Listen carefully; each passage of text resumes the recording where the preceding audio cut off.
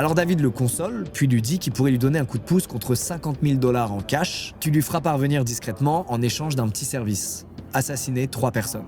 Le procureur en charge de son dossier, l'enquêteur Jay, et Patty, sa nouvelle femme.